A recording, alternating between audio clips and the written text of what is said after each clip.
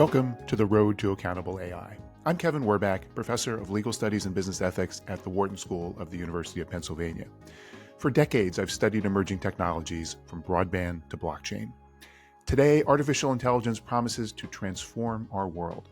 But AI won't reach its potential without accountability, mechanisms to ensure it's deployed in responsible, safe, and trustworthy ways. On this podcast, I speak with the experts leading the charge for accountable AI.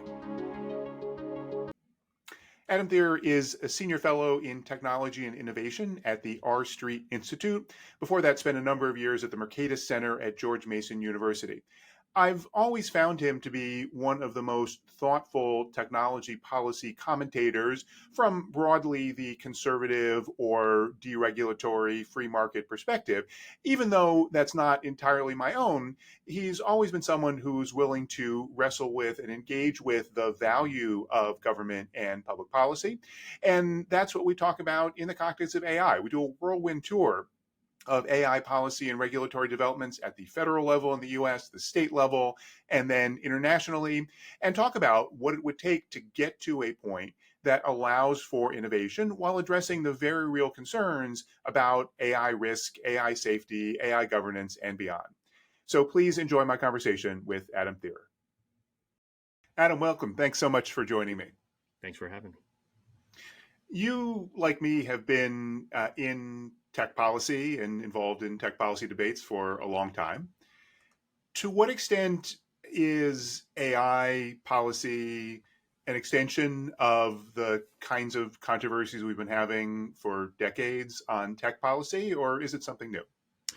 It's both something old and something new, Kevin. I think we have seen many of the same debates in the field of ICT, information and communications technologies, for many, many decades about the nature of our speech platforms.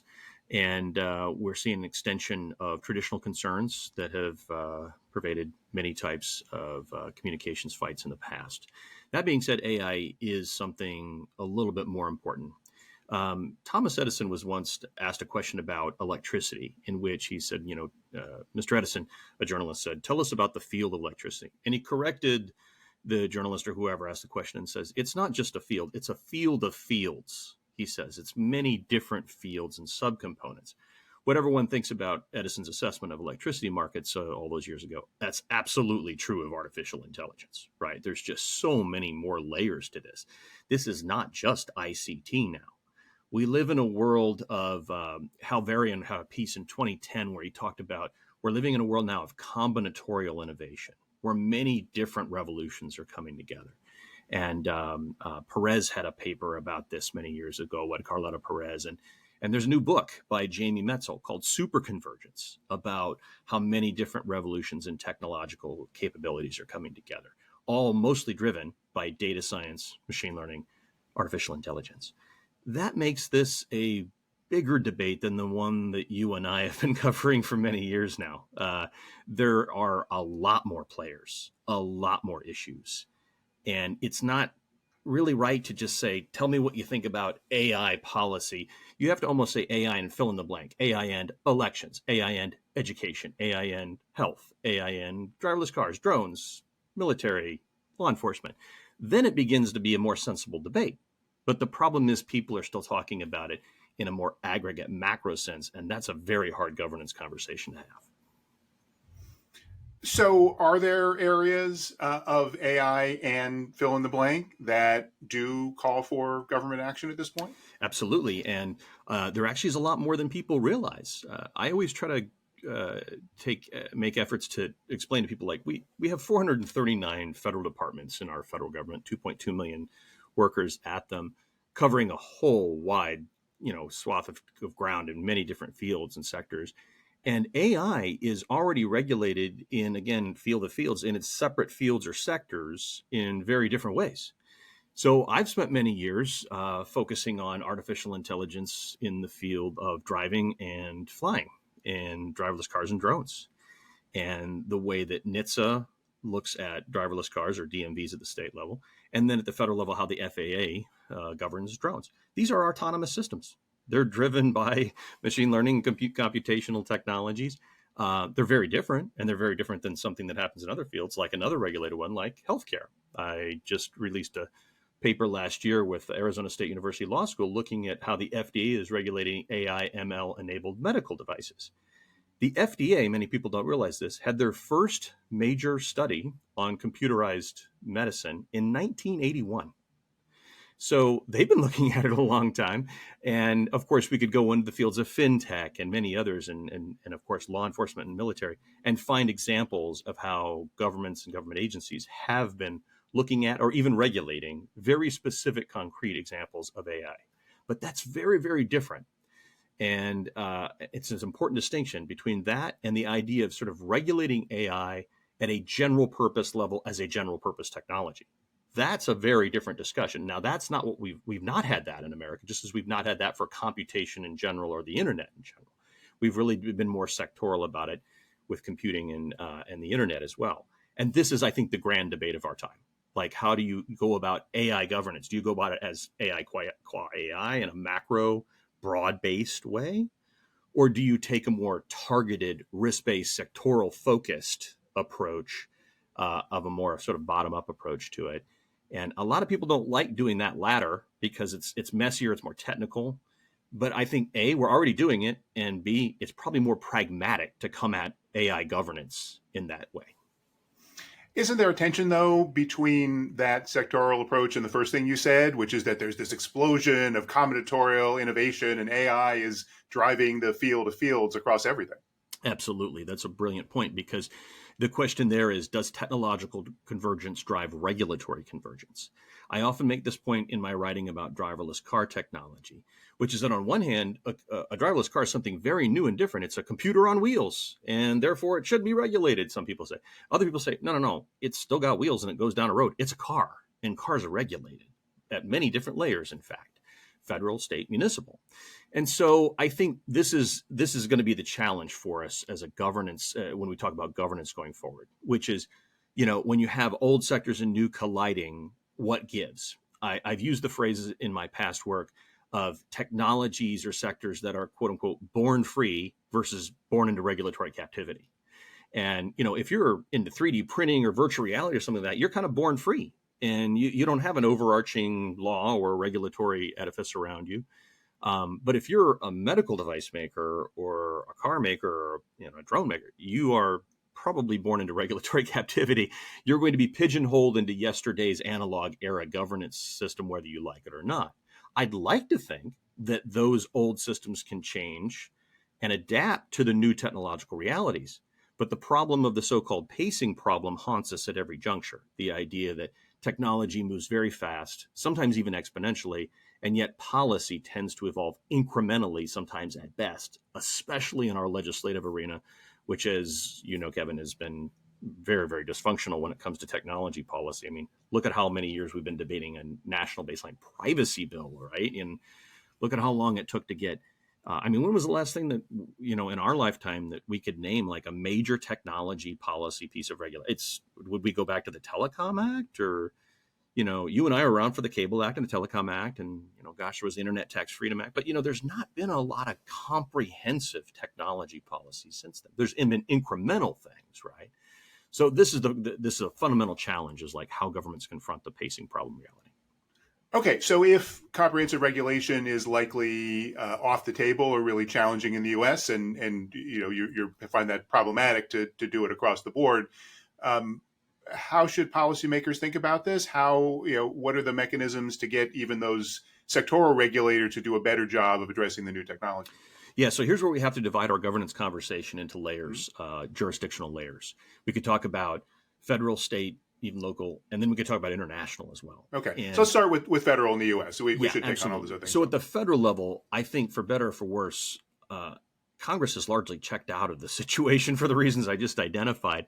It's become almost a non-actor in the field of technology policy. I mean, there's a lot of huffing and puffing. There's a lot of jawboning too, and things like that. But in reality, we don't get a lot of traction when we try to move to legislate at the federal level.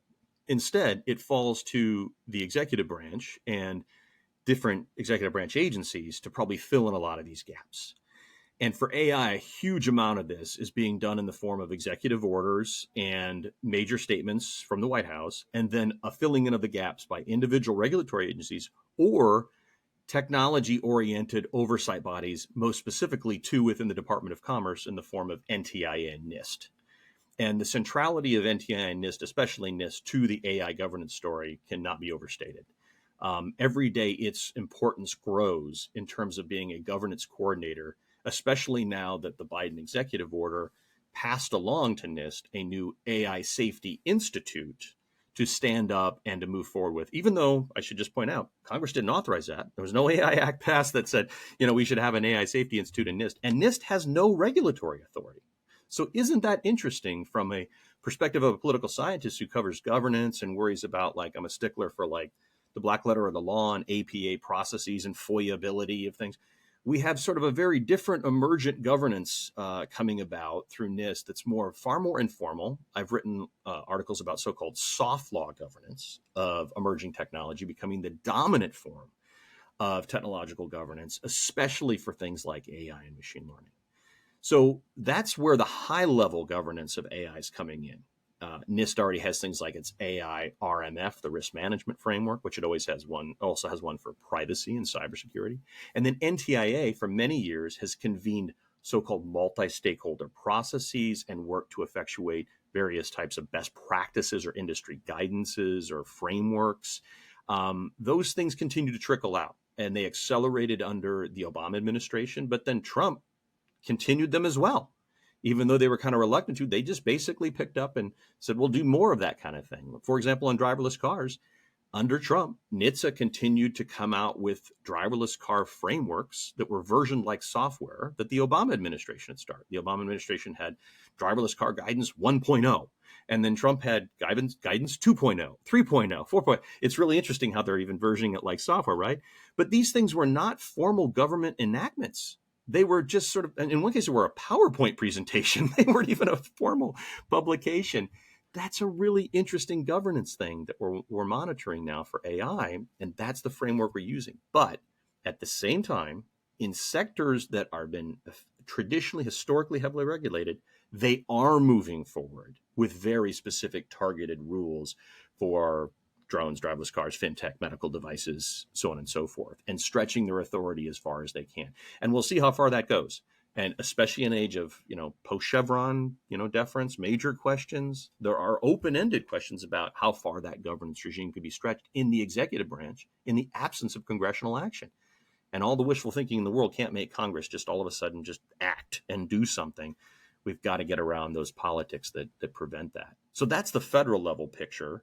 And if I could briefly jump to state, go ahead if you want to. Let's stick on federal. Okay, I want to get to state, absolutely. But just, you talked about the soft law and some of those initiatives like what the NIST is doing, the Commerce Department. What are the pros and cons of the U.S. at the federal level addressing many AI issues predominantly through that modality? Yeah, absolutely. That's a great question. So it's funny because the positive is also a negative in a sense. The positive is that this is in some ways exactly the more agile, iterative, flexible kind of governance framework that is in line with modern technological realities. It's not static, one size fits all, one time governance that, set it and forget it is what I like to call it. That's not what's happening. NIST and NTI has been much more creative than that in trying to adapt its documents. Again, going back to the idea of versioning these things over time, like their software themselves. And the FDA has been doing this in a form of iterative governance for AI and medical devices and so on. In one sense, that's great.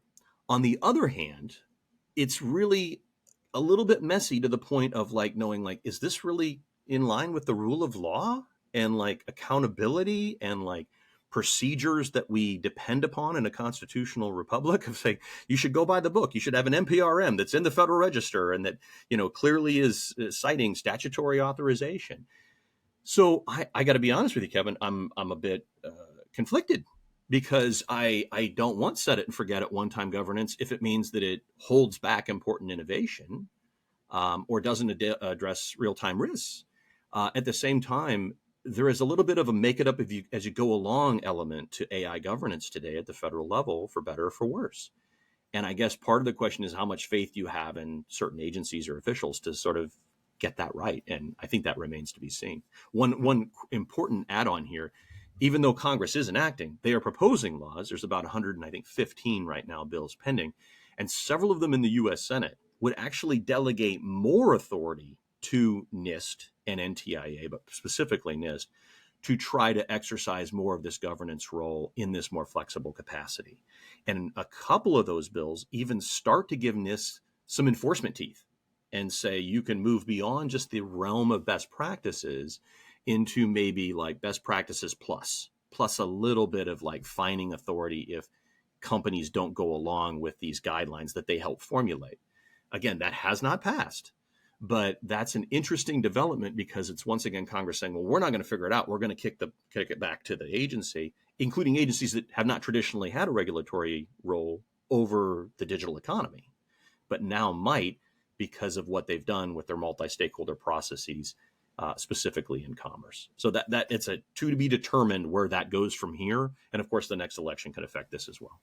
Absolutely. No, it's fascinating because we are seeing this kind of exploration and experimentation with different regulatory models here, which at some level we should want because I agree with you. This is a new technology, and certainly we know there's lots of problems with the existing regulatory structures we have. You and I might not 100% agree on what the problems are, but I think we all agree that we need to try these new models and see what happens. Yeah, Phil Weiser, the Attorney General of Colorado, had a piece when he was still at in the law school, Dean of Law School in Colorado, called Entrepreneurial Administration. And I love that phrase, and I think that's exactly right. We want entrepreneurialism in the marketplace. We want entrepreneurialism in government. We want to see creativity, experimentation, trial and error, right? At the same time, we want accountability and we want transparency. And sometimes, our goals come into conflict. We have different priorities and that's really, really hard. Something's going to have to give. And I think this remains to be seen, and it's going to play out in a very messy way over the next couple of years. Okay, so speaking of messy ways, let's talk about the states, and Right. then we'll go and talk about the European Union. But Right. what do you see happening at the state level in the U.S.? Right. So in the absence of, in the sort of vacuum that's been left by Congress or congressional inaction, a lot of states have been moving forward on digital technology policy over the past decade in a major way. Of course, they've done this with things like privacy and cybersecurity and other issues. But in AI, they're really moving fast. The last count I've seen from a tracking organization called multistate.ai is that as of today, there are 678 AI-related bills pending in the United States. That's a big number. That's an almost unprecedented level of legislative activity for any technology in my lifetime, and I've been doing this for 33 years. Now, not all of them are passing it, but a lot are passing. Just 2 weeks ago, Illinois passed 4 different AI measures alone in 1 week. And just this week, just yesterday, before we're taping this podcast, California, legislature passed a major bill on AI safety that's headed to the governor's desk. So the states are moving. And so the question is now, what happens when you have sort of a patchwork of patchworks develop that is really unprecedented? Let's just jump back to our youthful days, Kevin, when we were doing these issues in the past for the internet. We saw Congress actually, and the Clinton and Gore administration in particular, take a more preemptive role in calling for a national framework for the internet and e-commerce.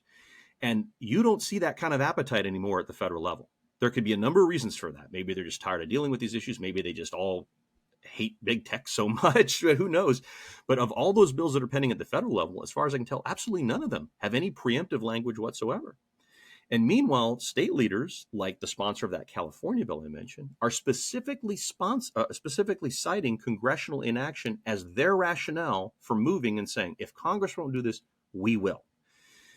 Well, then you have to add in the layers problem that I identified earlier. You've got the macro level, big picture, regulation of AI qua AI, like California is trying to do with its frontier model regulation. But then you have all the sectoral rules as well, and not just at the state level. I mentioned the 678 bills at the state level. That does not count municipal enactments. The most important AI bill, I would argue, passed potentially so far in the United States was New York City's AI bill on algorithmic hiring applications. I mean, that's New York City. I mean, there's a lot of companies that do business in New York City. Well, whatever one thinks about New York City's enactment, and there have been many other cities that have followed suit, and even some counties, Miami-Dade County moved a bill on AI policy. I mean, one has to ask at some level. I don't even know what the number is anymore. I've heard estimates of like there's 90,000 different types of governmental jurisdictions in the United States all told. Who knows what it is? The bottom line is, I think we could all agree if you had thousands of AI policies at some level, just the confusing compliance cost of that creates some real challenges for the future of that marketplace. So that's where things stand at the state level right now. Why, though, does this not play out the way we saw with privacy or network neutrality, where Congress didn't act, California did? California is bigger than most countries and essentially became a kind of de facto standard. Doesn't necessarily have to be California, but it's not. And there's lots of different state privacy laws that have been passed, but there's a lot of overlap between them. So it's not that companies have to do 50 different state privacy policies. Yeah, well, I think that's exactly right. I mean, this is how it's likely to play out in the short term, for better or for worse. And it will be California that probably drives most of it, although it was Colorado that had the first major broad-based AI law that Governor Polis signed, which, by the way, included a very interesting signing statement that read more almost like a veto statement, where he was almost begging Congress, like, you need to do something, folks. I used to be one of you. I used to be a congressman. You need to act here. And yet all of his pleading is not going to necessarily get anywhere. And so I think we're going to continue to see more and more state laws pass. And I don't know how they'll be harmonized, if at all. That patchwork could be very bad. I think a lot of people in industry and people who care about, digital technology innovation like myself, we're trying to do our best to come up with frameworks that are better for the states to move, as we've done in the world of privacy, while we wait to see if Congress can enact a baseline privacy bill, which would probably be preferable. But if you don't get it, you don't get it. And you're going to have to go state house to state house and figure this out and make the best of it. And I think that's the world we're going to live in next year again. And I think we'll see just as many rules. And it raises the question, will AI innovators be sort of squeezed between the California effect and the Brussels effect, as we now turn to like international, I think you wanted to ask about? I think that's a real possibility, having to contend with like what California or other leading states are doing, while also contending, if you're a larger player, with what Europe wants. And it's very interesting that like California's modeled some of its privacy legislation after some things in the European Union's GDPR. And now they have an EU office in San Francisco to consult with California legislators and innovators about like how to comply with EU policy. Scott Wiener, who is the sponsor of the California bill that moved this week, was at that welcoming ceremony for the EU office in San Francisco. So that suggests there's almost a new axis of like these two forces between international and state, with Congress just being asleep at the wheel in the middle. I for better or for worse, I think that's the state of AI governance in the United States today, and probably for the foreseeable future. So what is your take on the European AI Act? It's a big topic, but how do you see it? Well, on a big plus, the EU AI Act is a risk-based kind of framework that attempts to say, like, let's take a hard look at different categories of risk. That's smart. I think that's the way we need to go about AI policy, generally speaking, risk-based, targeted, focused, and again, preferably more sectoral. I think on the downside, the Europeans have a tendency to say, well, everything is pretty risky. Here's a high-risk bucket. Let's put everything in it. And that can't be the way it is, because then there's nothing that's left free to innovate at all. There needs to be better, more targeted type of segmentation of high risk, medium risk, low risk, whatever the boundaries are. But the bottom line is that this is going to be something that's going to be all encompassing, because the Europeans are now seeking to essentially make regulation their leading export. I think there's a recognition in the EU that like, they've lost a lot of ground in the sort of digital technology world. It's hard to name a lot of digital technology companies that are headquartered in Europe. They're not happy about that. I could make an argument about the relationship between the regulation and that reality, but I won't go in. I won't digress. The bottom line is it is what it is. And so the Europeans are very adamant now about like, everybody needs to follow our laws. But the problem is it's not just the EU. There's plenty of other countries that are looking to act on this front now and move their own types of frameworks. And, meanwhile, you've got a whole different governance regime emerging in China, and a juggernaut in China in terms of how they could be a leading competitor to the United States and Europe in the world of algorithmic and computational technology. So I'm very concerned about this. I think this is a problem. I think one of the things that used to be a nonpartisan thing going back to the Clinton-Gore days and the Obama days was like the idea of digital trade and global free speech being a unifying theme that brought strange bedfellows together. And there was an effort to sort of uphold American values and defend American interests. But now we're stuck in these catfights and culture wars about these things. And like, just 2 weeks ago, you had a top EU official coming after Elon Musk with an open letter on Twitter about him hosting Donald Trump on the X platform for a debate. I'm like, wow, that is really something when EU officials are coming after American citizens or technology platforms, even one we might not like in the form of Musk Twitter, and saying, you should follow EU law for your election communications. I'm sorry, that's hugely problematic. That's hugely problematic. And in the old days, I think that's where like the Obama administration or Clinton would have stand up and say, okay, you've crossed a line here. That's not your right. But the idea of like harmonized digital open free trade and borders in the cyber world, this sounds archaic now. It almost sounds like, oh my gosh, you're just preaching the gospel of John Perry Barlow anymore, But it used to be more of a unifying theme. There were people who really believed in that vision of a more unified global speech and commerce world. And it's fading by the day, unfortunately. Well, I'm surprised you're that negative about it because, again, going back to where we started, if this is this incredibly powerful revolutionary technology around the world, then clearly companies around the world are going to want to innovate and be successful in this area, and governments around the world are going to want to have their own markets be successful in this area. So, why is the trajectory not that we have this set of different approaches that get proposed around the world, and then essentially we hash it out in the marketplace and in other kinds of forums? Well, hopefully you make it sound pretty easy for that hashing out to take place. We have a conflict of first principles on a lot of key matters, right? Let's just start with the First Amendment, right? And we could talk, say it's American exceptionalism, whatever else, but clearly the Europeans have their own priorities with privacy and data security. And the Chinese have a completely different set of priorities. But I mean, we could go into the global South and like, look what happens today in Brazil about them trying to ban Starlink down there because of a conflict about speech codes. These things are getting harder and harder to work out as these technologies become more pervasive in global markets. And it certainly could be the case that some countries do try to make a different, more positive play and attract more investment in innovators. We live in a world of global innovation arbitrage, and people are able to move around more easily than ever. It's not like you have to pick up a factory and move a smokestack into a foreign country. You're just moving code and coders. And this is kind of what the story of what happened to Europe and how they lost a lot of their best innovators and investors to the United States in the 90s and 2000s. I hope that doesn't happen and that we bleed talent and investors to China or wherever else.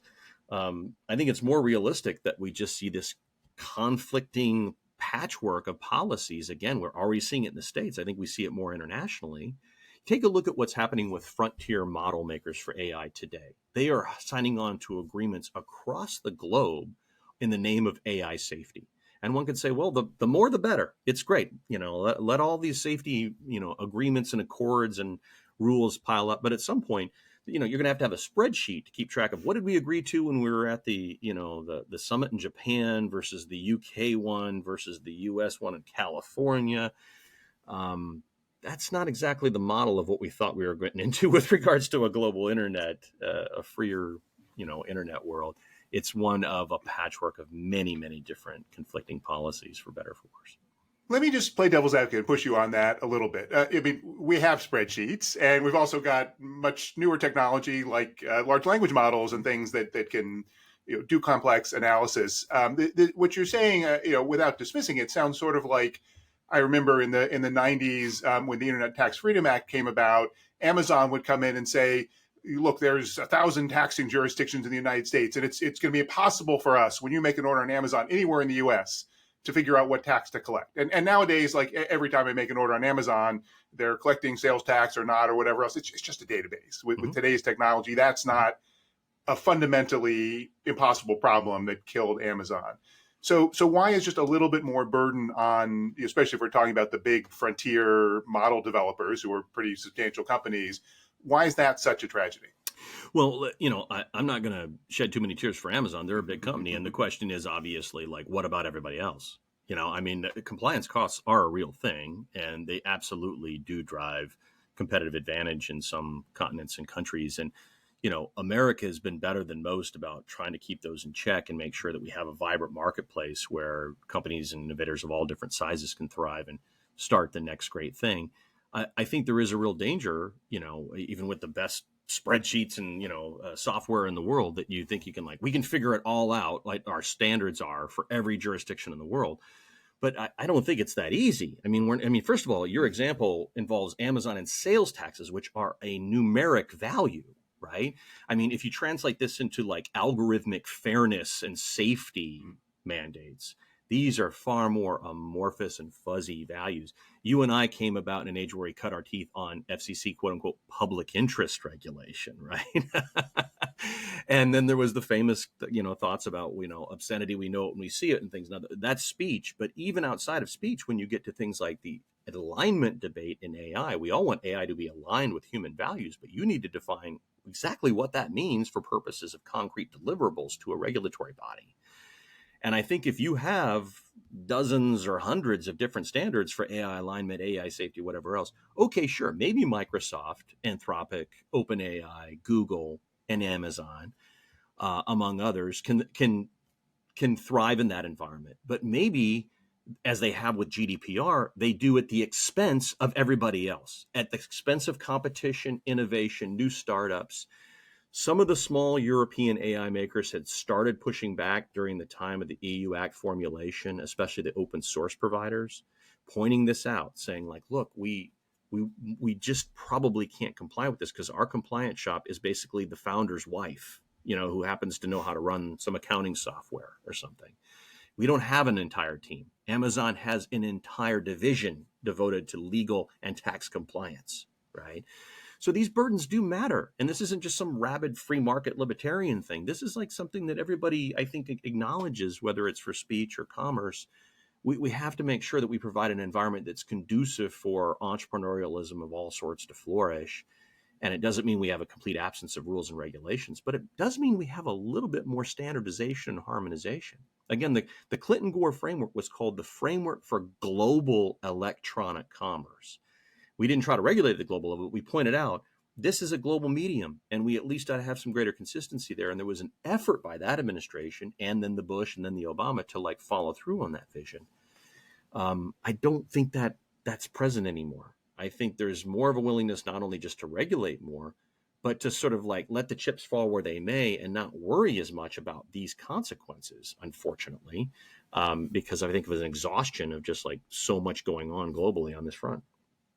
Yeah, no, I was on the working group that created that framework for global electronic commerce. So definitely familiar with that set of issues and that set of developments. But let me ask you. You make a really good point that some of these questions don't have precise answers. So, what is the right approach to alignment of frontier models? What are the right things to do about fairness? Or even if you can quantify it, there's different ways to assess fairness and so forth. How then do those issues get resolved? Because one alternative is to say, well, just the companies do their best and we should just trust them. That runs into the problem that, of course, these companies, their incentives are not necessarily whatever they might say about we care about safety. Their incentives are not always aligned. That's why we have regulation. Right. So, what would be the best path forward? Well, the best path forward is to circle back to where we started, which is a discussion about focus. I think you can get at something akin to AI alignment in the narrow, but you really almost can in the broad. And what I mean by that is that if we talk about AI alignment with regards to does this AI ML enabled medical device harm you or not? We have a concrete deliverable there. The Food and Drug Administration exists to enforce laws on that front. And that's where we can get very concrete about what we mean by AI safety. My algorithmically enabled device should not harm me or my health. The same way we could do that for finance, the same way we can do that for a driverless car, for whatever. When you get back to the broader picture, which is what I think a lot of people who write about AI alignment in the abstract want, they want that high level, I believe, of we're moving towards a world of, AGI. And so the underlying computational systems and models have to be fair, non-discriminatory, unbiased, and safe. And who could disagree with that? But concretely, what that means in practice is a totally different ballgame. And they often just fall way short of specific deliverables about this. We can take broad steps to get us there. I mean, we all preach the same gospel of having humans in the loop and trying to make sure we have baking in quote unquote ethics by design. And some of those ethics and best practices are easy, but a lot of the others are hard. And we see this in the debate about free speech, right? I mean, look at how we fight like cats and dogs about what we even mean by misinformation or disinformation that's algorithmically empowered. We've gone to the Supreme Court about this now multiple times, and Congress has entire standing committees now devoted to weaponization of the federal government and like disinformation and blah, blah, blah. We're not getting anywhere there. AI has entered the age of the culture wars now, and like we're fighting over those broad abstract things. The only way we get anywhere in the world of AI governance and regulation is to get far more concrete, to drill down into very specific types of harms in specific sectors in a risk-based way with cost-benefit analysis. It's regulating on the output side. Like what comes out of a model and how it concretely affects us in a specific human context, not on the input side, the theoretical, like I understand what critics say when they say, what about the black box? What's going on there? I'm like, you know what? I don't know. I actually don't know. I don't know everything about what happens in that black box. I don't know if we ever can. People who make the black boxes don't understand everything that's happening inside of it. But what we do understand is what happens on the output side of it, when it actually gets to interact with us in the real world. And if it causes the harm, that we pull it off the market, or we fine people, or we jail them, or whatever. We've got fines and penalties, and maybe we need more. We can talk about that. But that's the only way concretely we're going to get anywhere in the world of algorithmic governance. Okay, last question. You painted a picture of this increasing messiness and confusion. If we do ever pull out of that, if we go to a different trajectory that's more like what you're describing, what's the most likely scenario? Not necessarily that you think it's going to happen. What's the most likely scenario that gets the U.S. or the world onto a different path? Well, if we would have had this conversation a year ago, Kevin, I would have said there's still a possibility that the U.S. could adopt a new broad-based algorithmic regulatory body and licensing scheme, or maybe new liability scheme. I think the vibes have shifted over the last year. And those proposals that were being put out there by people like Senators Blumenthal and Hawley and many academics, they're not getting as much traction anymore. I think there's a recognition that that's probably not the right place to start. It doesn't mean it's going to go away entirely, but this idea of a broad-based new algorithmic AI agency, I think, for now is dead. I think we could end up getting legislation in Congress next session that basically does what I mentioned before of signing off on executive branch authority to go out and do more to try to guarantee safety by design through existing processes, both in the narrow at individual agencies and then in the broad through the NIST NTIA structure that's been created, and potentially with maybe some Federal Trade Commission enforcement on the back end of that. That is a discussion for another day, and it's a very heated one. But the role of the FTC and other agencies, enforcement agencies, consumer protection agencies, as well as civil rights agencies to enter this is, I think, the wild card question for 2025 and beyond. How do those bodies at the federal and state level enter the picture and try to enforce general laws governing consumer protection or civil rights in the context of algorithmic fairness, algorithmic transparency, whatever you want to call it. And this animated a lot of the Biden administration's AI Bill of Rights. And there was a suggestion in some of these hearings recently that like there should be more of that. It could be we do get legislation that does that. I wouldn't rule that out, even if I probably would rule out now that we're going to have a federal AI commission or a new licensing regime for all things algorithmic. All right. Well, we'll see how things develop. Adam, thank you so much for fascinating, very informative discussion. These are incredibly important issues, and I appreciate your time. Thanks, Kevin. I appreciate it. This has been The Road to Accountable AI. If you like what you're hearing, please give us a good review and check out my Substack for more insights on AI accountability. Thank you for listening.